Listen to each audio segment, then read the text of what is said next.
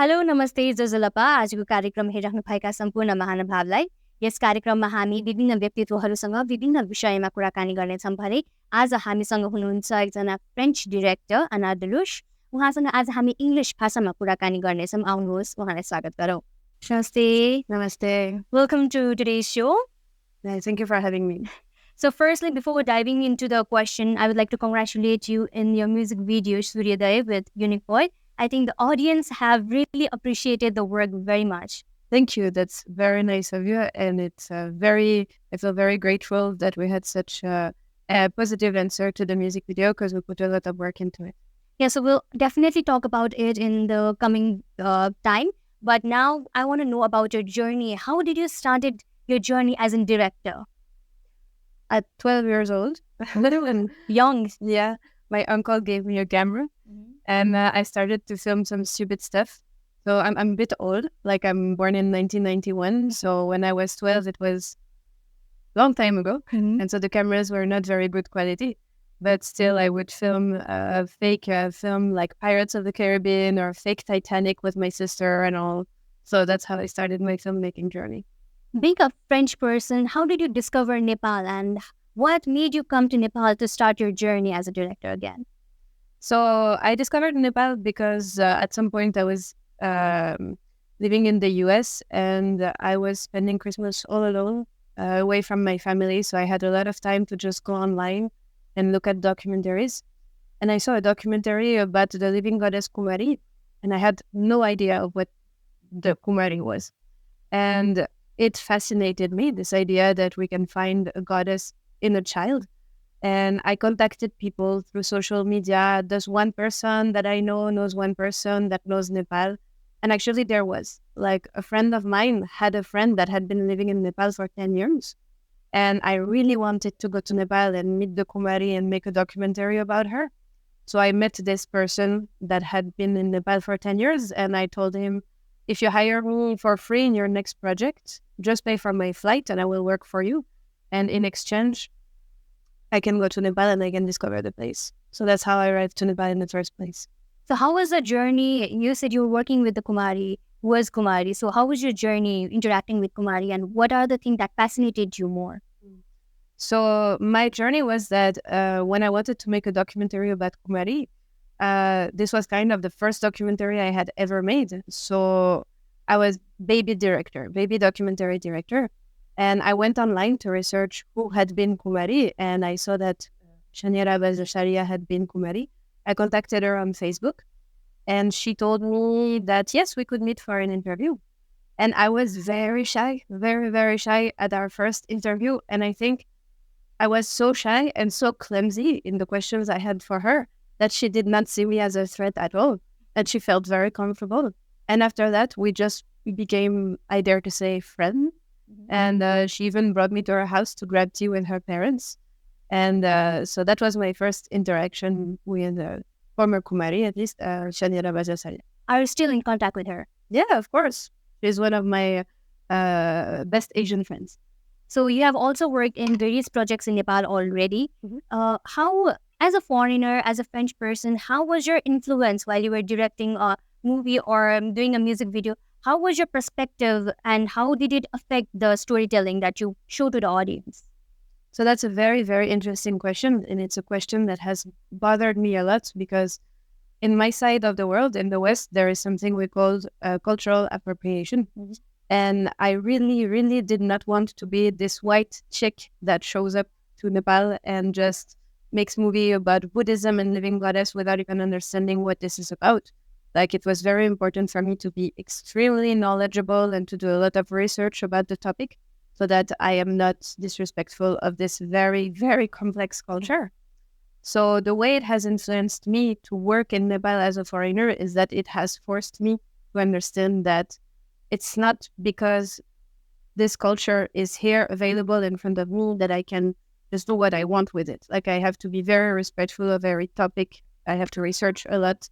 I have to ask Nepali people in the first place about the topics that I want to talk about. And then my point of view comes next. So whatever you show, it requires some research. So how much do you think research is important when you portray a story? Because audience will not do a research. After they watch, they will believe it, or they might have different perspective, but whatever you show to the audience has to be authentic. So how much does, as a director, how much do you think the research plays its role in showing the story to audience? That's also a very good question. I think when you are a serious director, when you're really passionate by your topic, you will want to do the research anyway. Like, because you will want to know what you're talking about the most possible. There will be this passion that forces you to dive deep into what you're doing. For example, my latest fiction short movie that I did called Sungrapani was inspired from the legend of Ram and Sita. And there are so many different point of views on this story, the story of Ram and Sita and the point of view of Ravan, etc., from the Nepali point of view, but also from the more Indian point of view. And I had to dive deep and do a lot of research about it, put my own self-preconceived idea on the side. And so I think because I was able to dive deep, because I had this environment where I could go do a lot of research, at the end, my work was better. I knew more what I was talking about. So Yeah. It's important. So as we're talking about your project Sunrapani, can you tell us a little bit more about the Sunrapani? Because you said it is connected with the legend of Ram and Sita. So can you tell us a little bit more about your project? Sure. So Sunrapani is a short movie that is about 25 minutes long. Mm-hmm. We shot it in the winter of 2022. You were a part of it, actually. She was makeup artist and costume designer. Yes. Sunrapani. She did an amazing job. Thank you. And so I got silly for a minute. I forgot your question. Yeah, like you said it is connected with the legend Ram and Sita. So how? Yes. So it's a bit of a controversial topic. I know that Ram and Sita are very much loved. They are seen as one of the power couples, basically. They are very inspiring when it comes to love. But one day I was interviewing a journalist called Sahana Vajracharya, who is very famous in Nepal. She's also really into Newari culture. She's Newar. And she gave me another point of view of the Ram and Sita legend. And I'm a bit scared to talk about it here because I really don't want people to be offended. Like, what I'm about to say is the point of view from some Nepali people. Ram in the legend of Ram and Sita is not necessarily the best husband, I think, according to modern standards. Meaning that, well, in the story, Sita is kidnapped. She's held captive by Ravan, and then Ram goes get her, saves her, and bring her back. Mm-hmm. And apparently, because everybody was doubting Sita, everybody thought that she had maybe cheated on Ram. Ram was forced to ask Sita to walk on fire so that she would prove that she is innocent. Yeah. So let me recap. This girl is kidnapped. Mm-hmm. She's probably going through hell where she was. Or even if she was not, like, she's in love with Ram, so why would she not be loyal? And when she's brought back to her place, finally, after this traumatizing episode, Ram is influenced by who? People. Yes. Society. Yeah. Exactly. To make her walk on fire when she already had a lot of trauma happening before. So that part is not great. Okay. But the second part, is a few years go by, and then Ram is walking in the hills, and he hear people in the hills talking about him and his wife. And I think there are peasants saying, me, if my wife had done what Sita has done to Lord Ram, I would have never taken her back home. Mm-hmm. And I think Ram was a bit tickled by that statement. And he indeed was like, I should not forgive Sita for that. And he made her go into exile in the forest. And I believe she was pregnant at that point. So your wife that has done nothing but loving you and being kidnapped and then coming back and being pregnant with your baby and loving you and all, because you hear a peasant in the mountain complaining about maybe the fact that she was not loyal, you throw her in the forest while she's carrying your child. It's one point of view of how Ram behaved. And I think in 2024, if this story had been coming from now, that's not how it would be. Mm. Like in 2024, people are aware that this is not how you treat your wife. Yeah. And I think the reason why this story is unfolding this way is because it's from very ancient times. Hinduism is very, very old. The Ramayana is at very old, thousand years old, I think. But back then, it was understandable. Now, with today's eyes, it's shocking. Are you shocked by it? With this point of view? Yeah, like different perspective. It's good to hear a different perspective about the same story that we have been hearing for a long time since like we were a child and watching it in the TV and all. But now again, talking about your Sundapani, I think it was sent to KIF. Nif. Yeah, sorry. Yeah. Yeah, so how was it? Yeah, it went to 2 Nepali festivals, actually. One in Pokhara called Pame, because of the neighborhood of Pokhara called Pame Film Festival, and NIF, Nepal International Film Festival. Those two festivals were amazing. The one in Pokhara, because it was for New Year, and so we had opportunity to see Pokhara for New Year, and to see your film screen on a huge screen in such a beautiful place. It was surreal. And we had a Q&A after with my friend called Sachin, who is an intellectual teacher and also filmmaker, documentary filmmaker. He had the most clever questions about Sundarapani. Even me, I hadn't seen my film in that way. And in NIF, it was even more impressive because the movie was screened at QFX Cinema, which is a huge screen. So I felt like a real filmmaker, you know, with their the screen the size of a building and your movie on it. It was very intimidating. But I have also seen somewhere about Karuna Film Festival. Oh, no, Kaduna Film Festival, I was a jury. I was invited to be a jury. So it's I think they saw the films that I made and they thought that maybe I would have interesting point of view as a director for a jury for a festival. So I can talk about Kaduna actually, if you don't mind. Yeah, please. Kaduna Film Festival, Kaduna International Film Festival is in Nigeria. And it was held this summer in August. We spent a lot of time watching, I think, more than 200 film submissions coming from everywhere in the world, but especially Uganda and Nigeria. And it was a learning experience for me because I could see how African filmmakers saw the world. I had point of view of so many different culture at the end of the day, which is good because the theme of this festival was cultural exchange. So as a director, what we know as the word directors use is cut and action. But I'm sure the work of director is not limited to action and cut.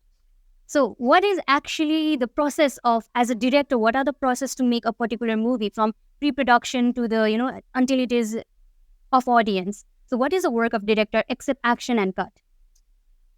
So I think this answer depends on every director.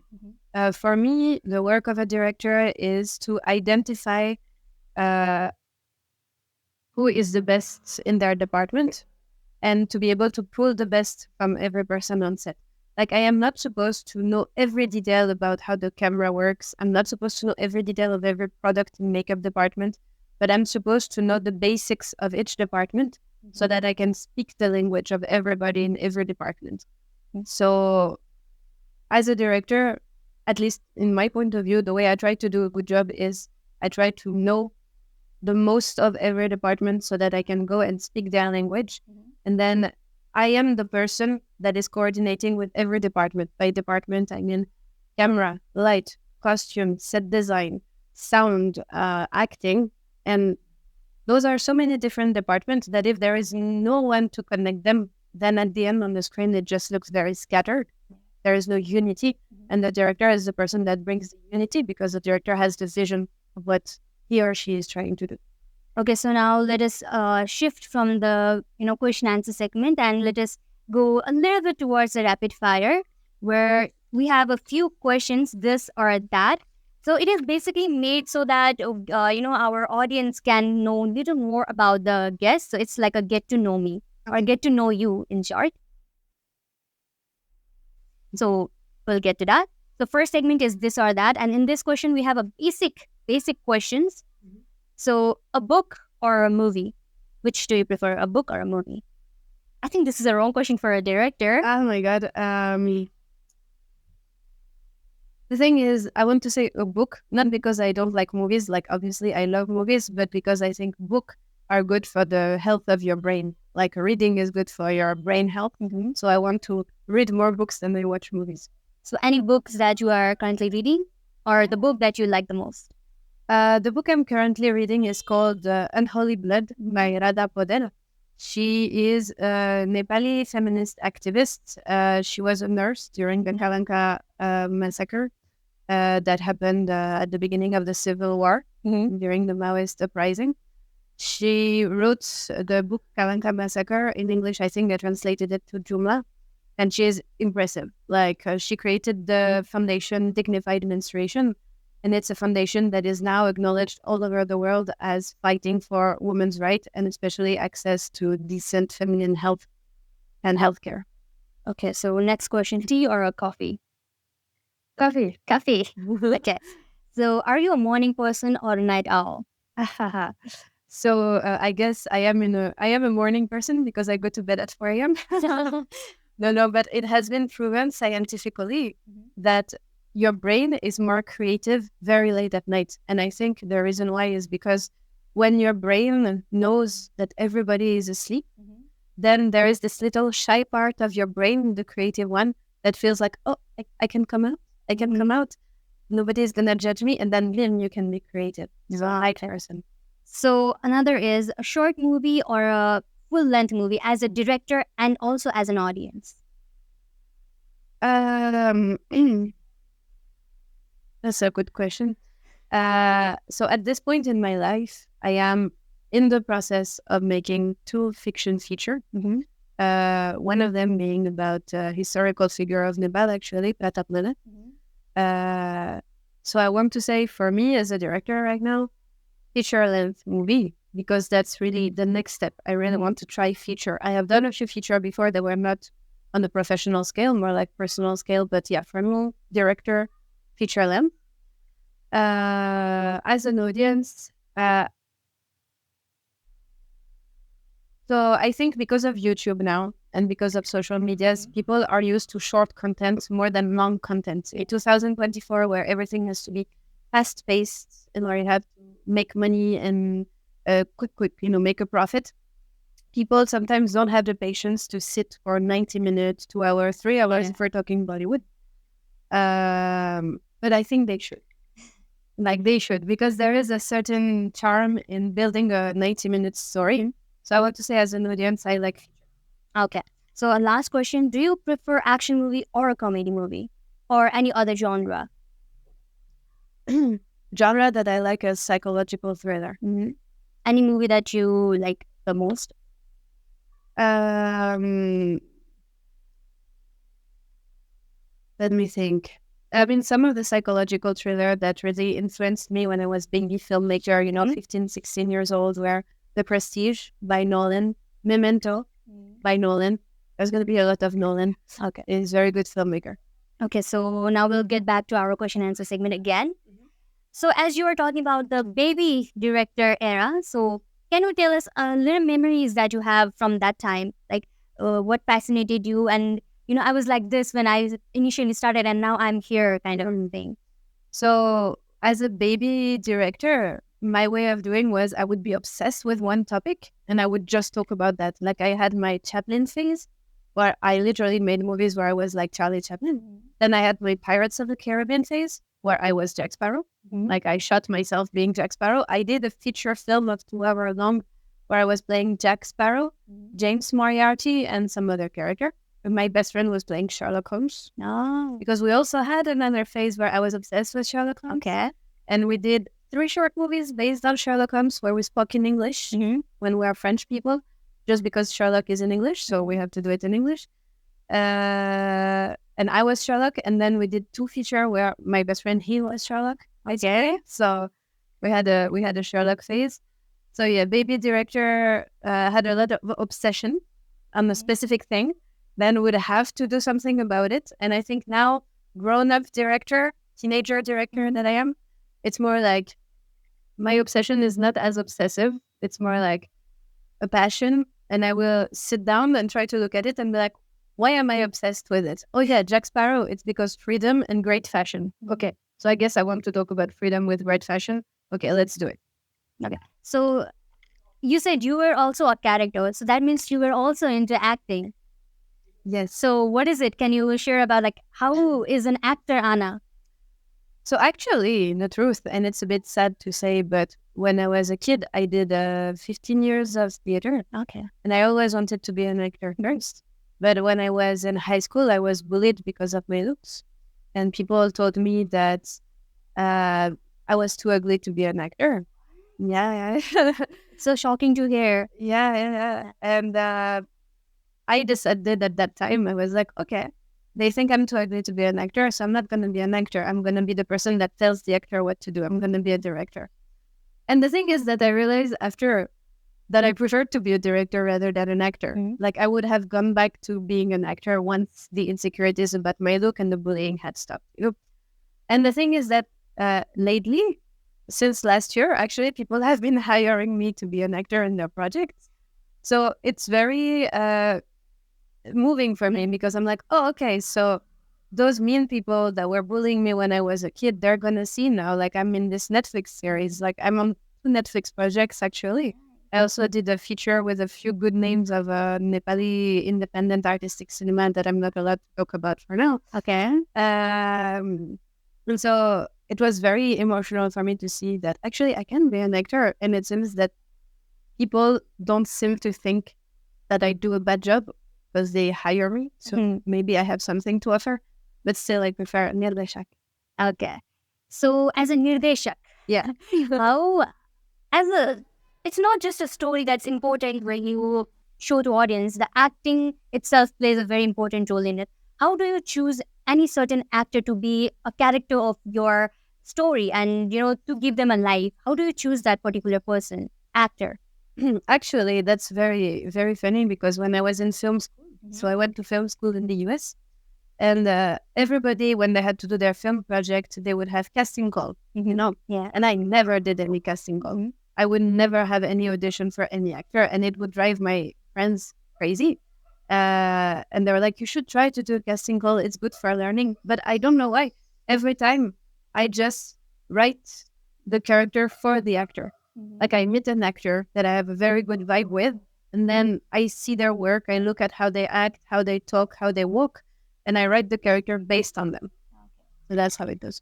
How do you come up with certain ideas, different story? Like we cannot repeat the same idea to every story. How do you come up with different ideas and theme to your projects?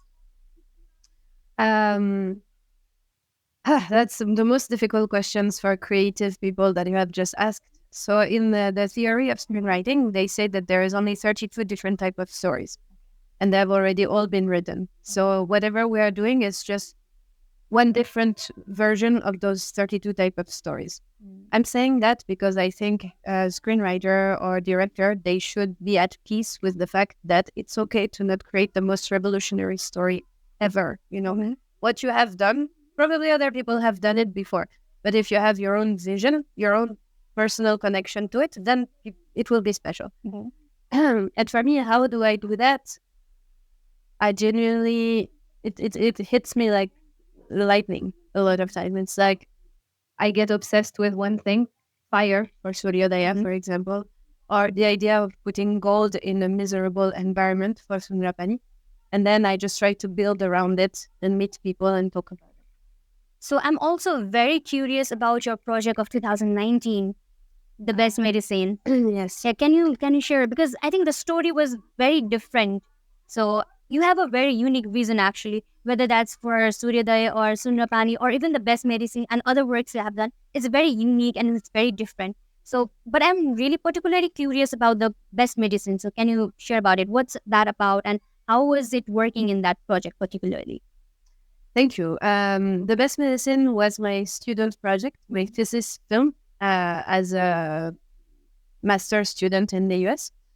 And I had the idea after my first big heartbreak because when I was in this relationship with this guy, I realized that he had a lot of problem connecting with his emotion.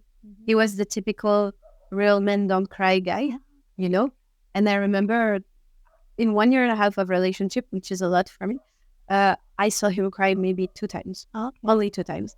And every time it impacted me so much that I still remember it to this day.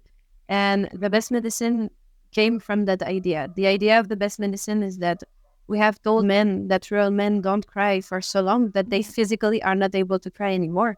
And so what happens is that their other emotions are becoming toxic. And the most powerful emotion of them, joy, laughter, is damaging their heart, killing them. So the idea of the best medicine is to address what in sociology we call toxic masculinity, which is how we raise men to become people that are not in touch with their emotions, people who are not allowed to suffer, to be vulnerable. And the best medicine wanted to talk about that, about the danger of having men that are not allowed to be emotional.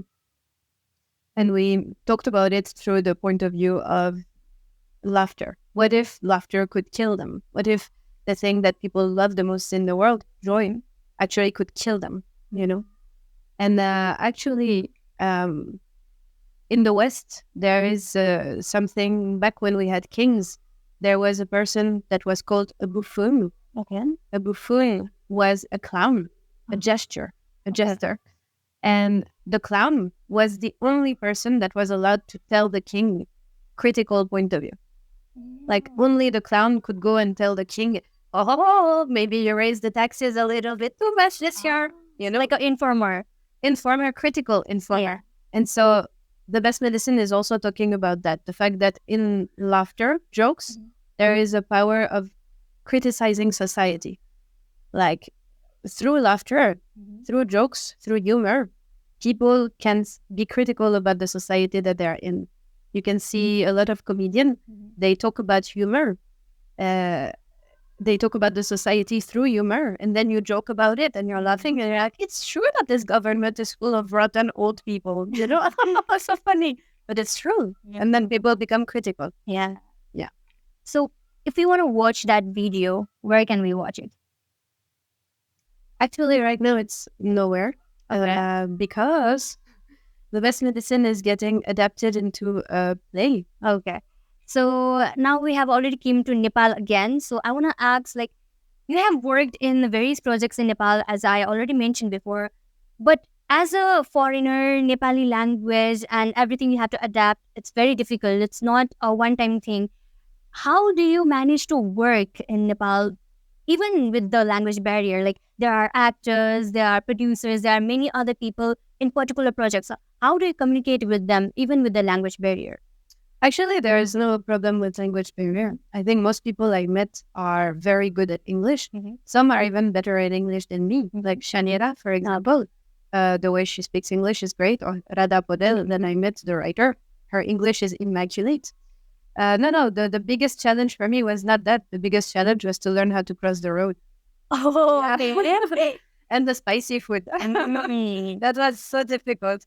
But crossing the road, oh my God, when you've never been to Asia, especially in Nepal and India, you think you're going to die. Oh my God. And actually you don't. And the drivers in Nepal, they are more respectful driver than in my country. In my country, if it was traffic like that, people would be screaming and honking all day. There would be dead people. Here it's just like, whoop. So as you have been working as a director in Nepal for a long time, and the working in the project is not like you start today and it is completed tomorrow. It takes a lot of time and effort. What is the challenge that you faced, and how did you overcome with that challenge? So I think the challenge that every artist is facing is money. So that's the boring answer. Everybody knows about it. So I'll talk about something else. Yeah. In Nepal, Okay. the time management. There is not the same relationship to time in Nepal and in the West. In the West, if you have an appointment, you go to that appointment, it happens. Here, a lot of time, because family is very important. Personal life is also very important. There has been so many situations where I was supposed to have a meeting for work or a shoot, and it was canceled literally last minute because puja, because festival, because the neighbor is dead, so we have to go to Pashupatinath, things like that. And for a Westerner, it's shocking because Westerner, I think, family goes after work. It's not the priority. Family, culture, tradition goes after the work priority. And so this has been very difficult to me because when I come to Nepal, I have a limited amount of time. I cannot stay a very long time, so I have to make things happen in a short amount of time. And every time I make plans, I can tell you every day I have 4 things planned. And I can tell you that every day 3 of those things will be canceled last minutes. But those things, I still have to do them because then I have to go back to my country. And that's the challenging part. That's very sad. And yeah, of course, time management is very important. Yeah. But now again, I'm sorry, but we have to shift to another segment, get to know me again. But this is more of like one word question. But it is better if you elaborate a little bit more about the particular topic. So, latest movie that you have watched. Which was the latest movie that you have watched? Joker 2. Can you elaborate it a little more? Yes. So, I really liked it. Okay. And I know people are gonna judge me for that because the general answer on the internet is people hated Joker 2. But I think, okay, Joker 2 doesn't have the same fire as Joker 1. Joker 1 is incredible. Joker 2 is not on the same level at all. Joker 1 was talking about literally uprising in the society that we're in, and the character of the Joker, as horrible as he was also a very liberating figure. So I think audience wanted to have this feeling of, sorry, the mic.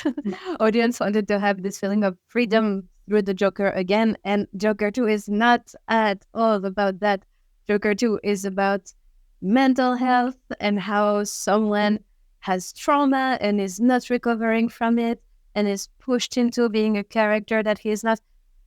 I'll make it short. The reason why I like Joker 2 is because for once we focused on the mental health of men, not women, men. And it goes back to what I tried to do with The Best Medicine. Men go through a lot. Men have a lot of trauma that happened to them, but they are expected to just shut up and be strong. Yeah, men cannot feel the pain. Men cannot cry. Exactly. And Joker 2 is about that. It's about a man that has known the most horrible traumas you can think of, and he's broken, and everybody wants him to just be the Joker and to be strong and to be violent and to make people laugh, but he cannot. He's just broken. He's at the end. And that's why I like Joker. Very deep, actually, indeed. So the next question is, let's go a little bit lighter side and let's talk about your favorite festival, because you have been in Nepal for around 6-7 years now, or plus actually. So what's your favorite festival and why? So as you said, I've been coming to Nepal for so many years. 2018 is the first time I came. And every time I came was related to the Kumari. Like the first 5 times that I came was so I could make the documentary about Kumari. So my favorite festival is Dasain. Okay. Because every time I would come, it would be for Dasain to investigate the Patan Kumari, to do shoots about Navaratri. Navratri, yeah. Yeah, or Kalorati, the Black Night. Oh, I'm sure, sorry. I didn't do my research about Kumari for a long time. So let's say, yeah, Dasain, because it's very connected to the first travels I made to Nepal, and they're all very connected to Kumari when I went to see the sacrifices or all the events related to the Patan Kumari.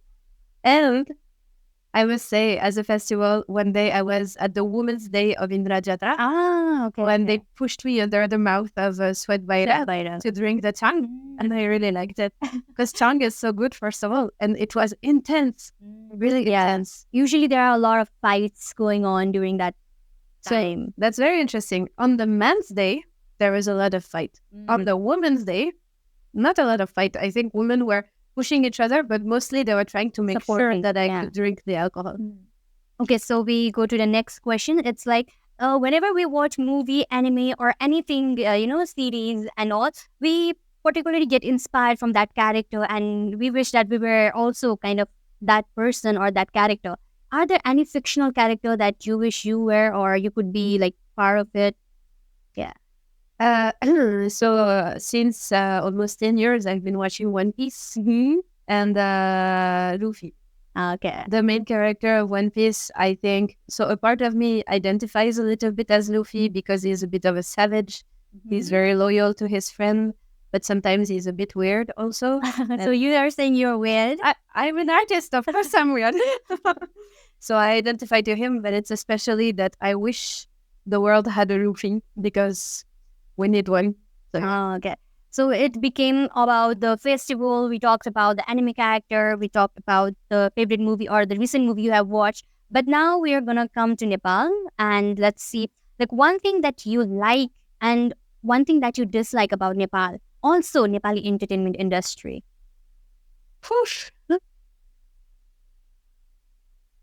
Okay. Ah. Okay. I think I got you there. Yeah, I have to be clever about this answer because I don't want to lose jobs, Let's see. No, we can stay on the time management problem. Okay. Like the thing that I dislike, especially on shoots that are in Nepal and not anywhere else, the time management. Like sometimes there will be time scheduling problem. Yeah. And the problem, why it's a problem with me is, as I said, because I'm on a limited schedule. Yeah. If I was here all year, which I'm not, I wouldn't care as much, But for me, I really have to get things done. So that's a problem with the Nepal film industry. But I think with just Nepal in general, time is more flexible here. And one thing you like about Nepal? One thing I really like about Nepal is that here I have a lot of artistic freedom. Here is the place where I have met the most people who were actually thinking that they wanted to go with my ideas. Like all the crazy ideas I've had, I've been able to shoot them in Nepal.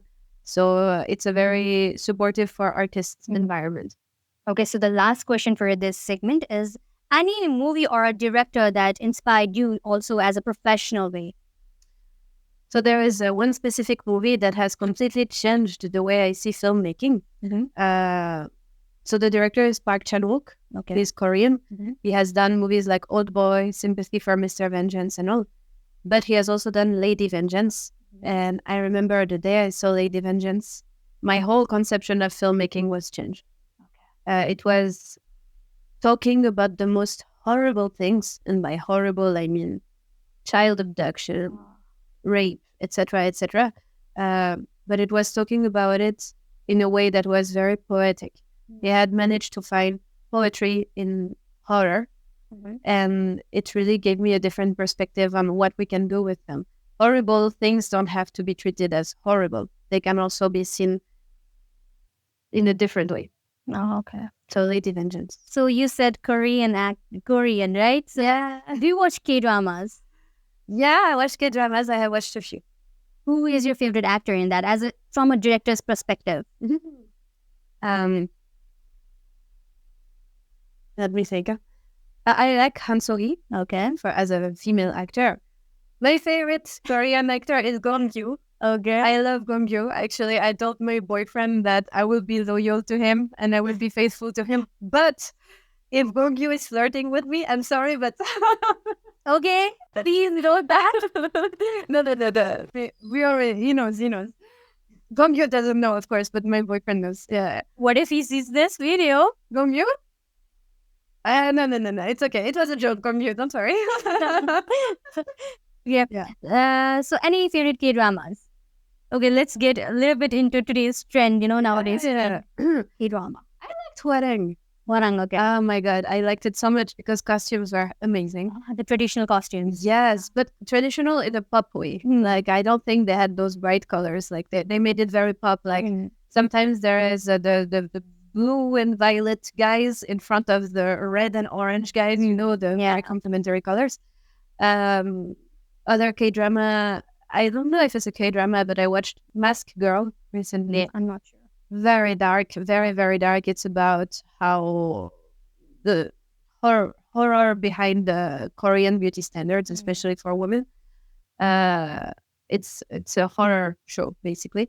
Mask Girl, Goblin. Okay. Of course, it had to come with Gongju. Exactly. I watched Goblin when I was in Seoul, actually. Oh. I went to Seoul one time and I was sick because I ate one mushroom that I didn't cook. So I was sick for 4 days out of 10. And for those 4 days, I just watched Goblin. Why did you eat the mushroom that was not cooked? Because I didn't know that the king oyster mushroom has to be cooked. I thought you could eat it raw. And then I was just sick. It was such a waste of time. Okay, now I know why she called herself weird. Okay, now coming back to your project, your music video project with unique poet Suryodaya. I heard that it is also inspired from the late Prem Acharyan. So, what is it about? Oh, we're gonna get political. Is that okay? I'm sure it is. We might cut some in the edit room. Maybe, or maybe not. You know, if that gets used, like. So in January 2023, in front of the parliament, a man called Premacharya decided to set himself on fire, and he had left a note saying that he didn't want to be saved. And he had left 32 pages explaining why he was setting himself on fire. And the reason why was because he had been living a very difficult life. And that because the corruption is so rampant and overwhelming and everywhere in this country, as a young entrepreneur and a young agriculture, he had no options left. He was covered in debt, even though he was working. He was trying to deliver his food to franchise such as Big Market or Bad Batani, etc. They would not pay him for his crops. When he was trying to bring his crops to the city to sell them, police on the way would ask him for more and more and more money. And this is just everywhere in some countries, especially in Nepal. You have to pay for everything. Corruption is everywhere. And he set himself on fire as a sign of protest. Me and so many people were horrified to see the images on TikTok on him on fire, and it made me want to talk about it. And I had noticed something about Nepal that I had not seen anywhere else, is that there is fire everywhere. In Nepal, especially in Kathmandu, you had fire at every street corner. Yeah. And I was thinking maybe this Premacharya setting himself on fire event can be an opportunity to also make a portrait of Kathmandu, walk in the cities of Kathmandu through the theme of fire, and to do exposition of what Kathmandu is, the dirty side, the beautiful side, the religious side, the angry side. But for a very long time, I did not know how to tell this story. And then I thought, rap. Actually, a rapper can be an interesting way. Like, this is such a visual idea, the fire idea, that it can be a music video. Music videos are very visual. Yeah. And I asked a friend of mine, do you know any Nepali rapper that are known to talk about social topic, society topic? And they told me Unique Poet, especially through the music Mero Desh Birane. Yes, which is very, very social anthem. And I contacted him. I pitched him the idea. I was like, I want to do something about fire, about the fire inside us, about how Premacharya chose fire, and how fire is everywhere. Fire can destroy, but fire can also feed revolution. And he was into it. And so we collaborated together based on that idea. So this music video particularly was also appreciated a lot about the audience. How was your reaction when you came to know that the audience are actually, supporting the music video rather than criticizing it somewhat? It was, I think, as an artist, you do things for the audience to a certain level, especially when you talk about social topic, like you wish that the audience will relate to the social topic you are discussing.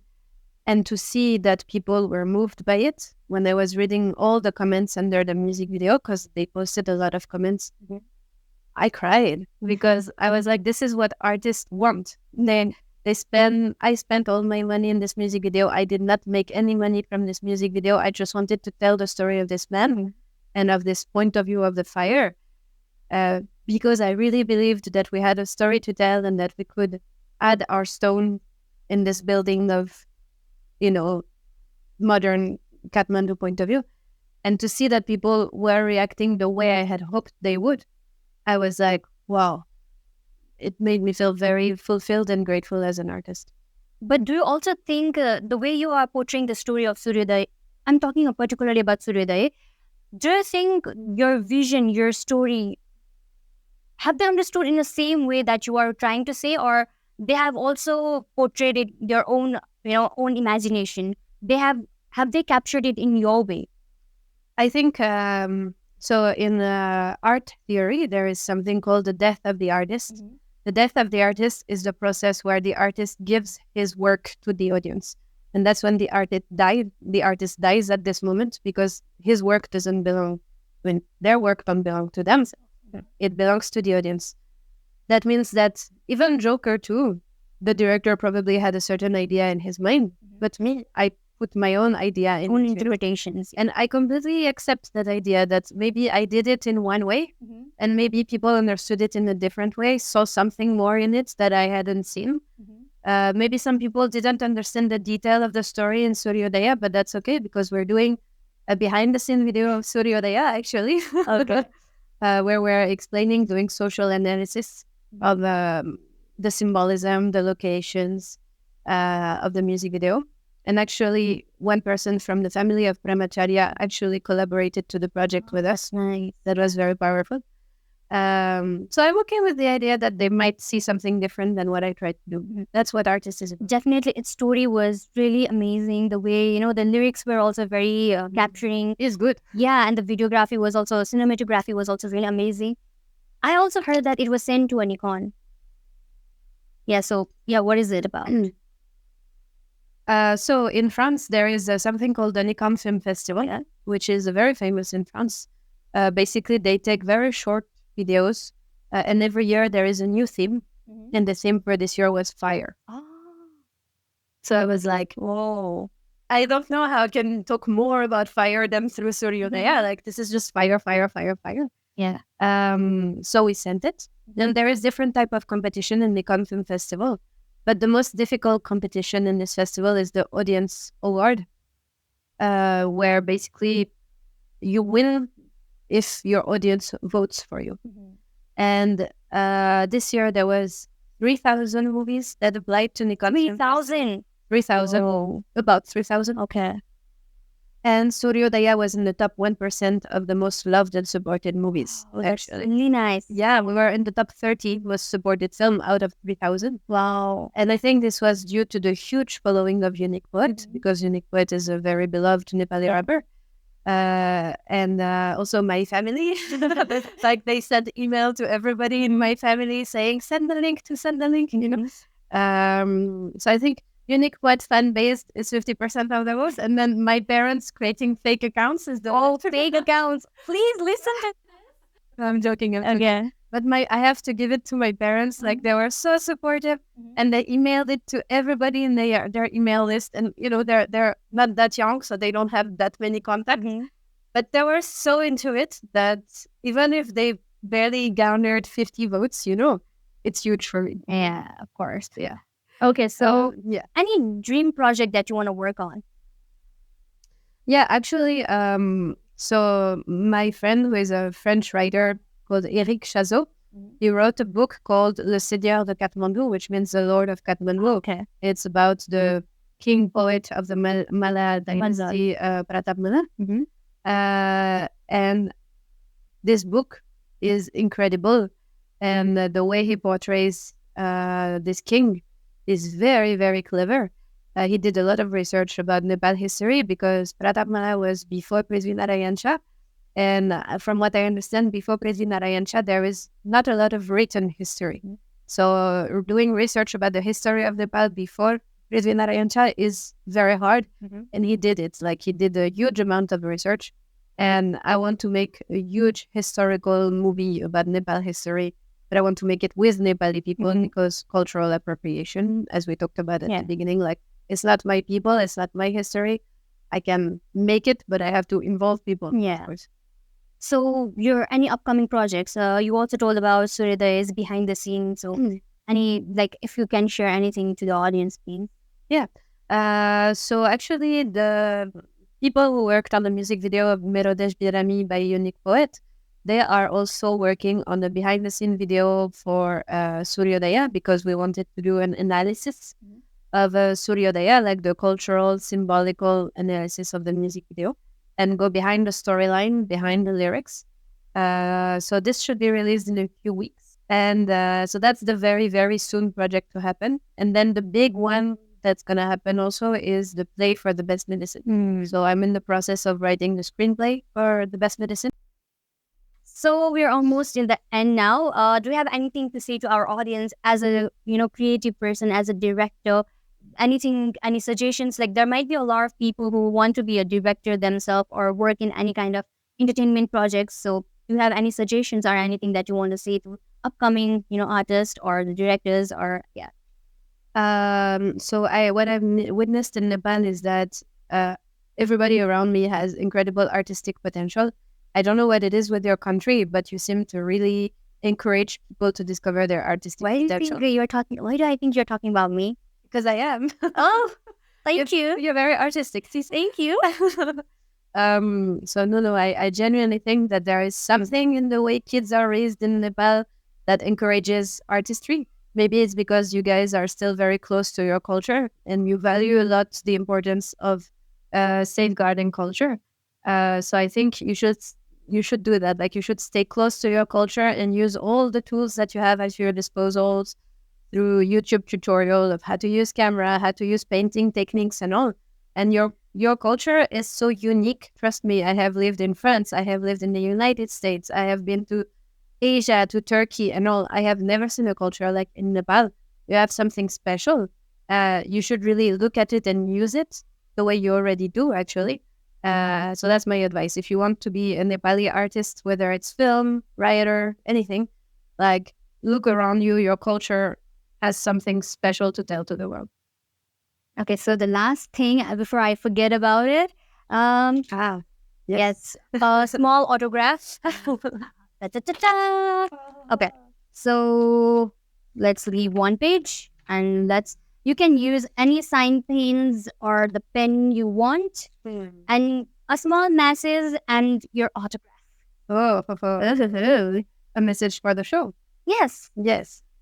How can we do a better or anything you want? Anything that you have in your mind and your heart. Can I write in French? No. You have to translate it in the English down below if it's written in French. Okay.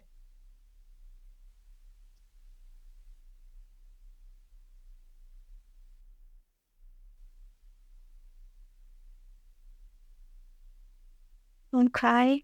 Oh. You were drinking the iced coffee. I know, but I love coffee. What to do with it?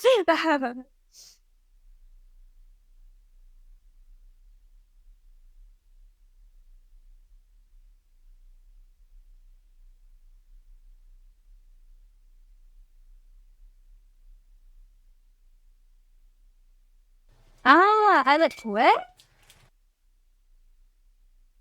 Well, you know. If you know, you know.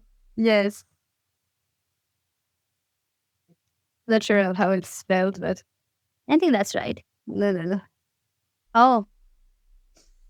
Yeah, that's right. Yes. There. Oh, the most important thing. I forgot about myself.